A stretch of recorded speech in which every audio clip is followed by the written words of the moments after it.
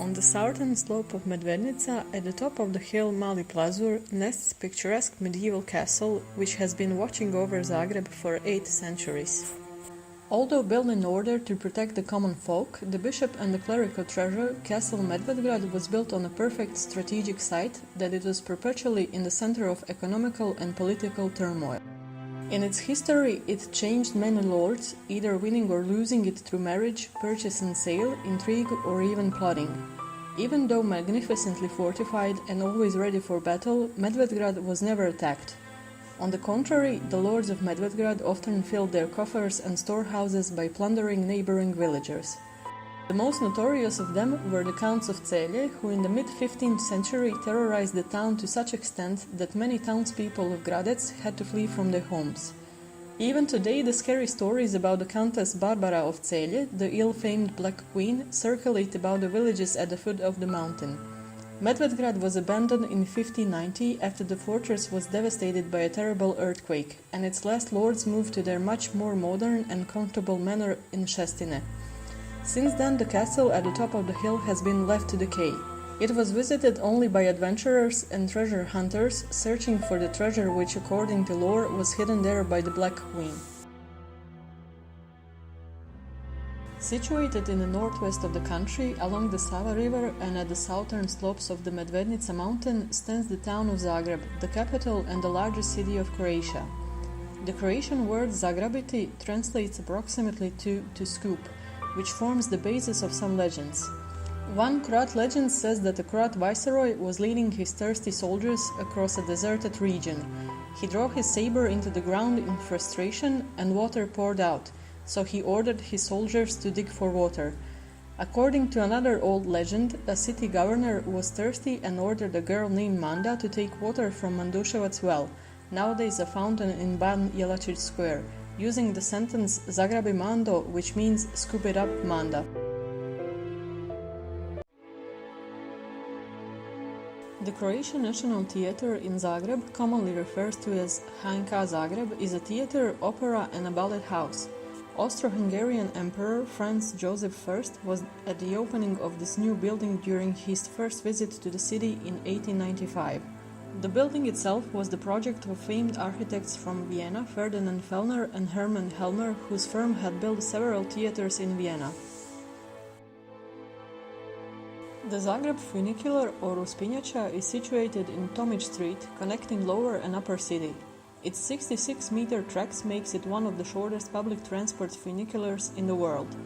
The funicular was built in 1890 and has been in operation since 1893. Initially, it had steam engines, which were substituted with electrical engines in 1934. Today, it is considered a monument of culture.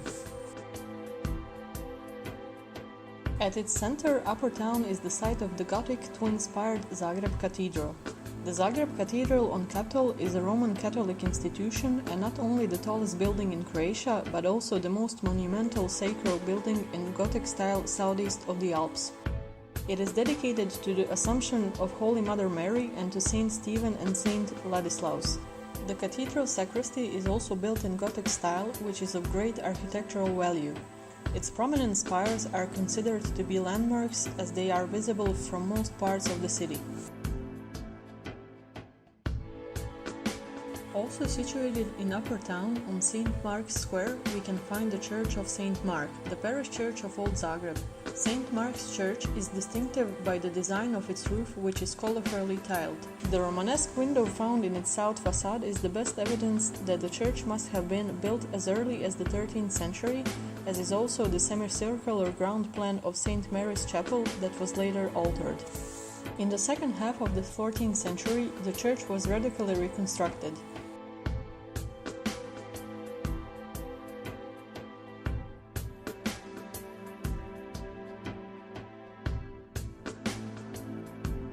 Near St. Mark's Church is pedestrian-friendly Tkalčićeva Street, lined with outdoor cafes. Centuries before the today's street emerged, the route of Tkalčićeva Street was covered by the Medveščak Creek. Medveščak had been the center of Zagreb industry since the early days of the city, spawning numerous water mills. The water mills caused the development of Zagreb industry, leading in turn to the construction of Zagreb's first cloth, soap, paper and liquor factories and later animal skin industry. The water mills were often the subject of feuds between the twin cities, Kaptol and Gradec.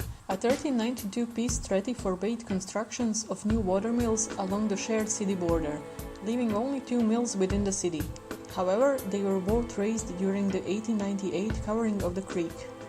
Although both sides of the creek had been inhabited before, the 1898 covering left a full-scale street, which was aptly named Ulica Potok, or in English, Creek Street. Most of the houses were dated to 18th or 19th century, and the street was surfaced with gravel from Sava River excavated in Trnje. Around the middle of the 20th century, it was modernized and paved with asphalt. The creek-based industry was quickly transformed into small businesses and stores, and the skin industry stopped working in 1938.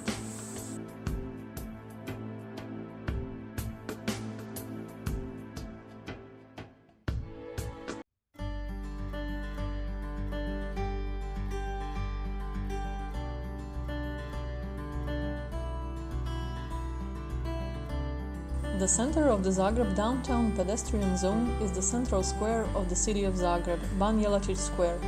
The square has existed since the 17th century. Its first name was Harmica.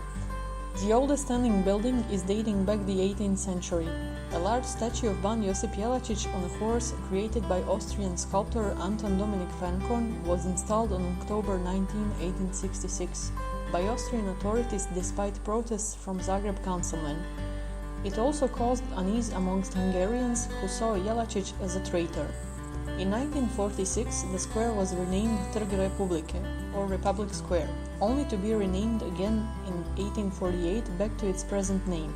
A horse-car line passing through the square's southern side was introduced in 1891. In 1910, horses were replaced by electric trams. After World War II, car traffic through the square intensified. In 1975, the square became a car-free zone.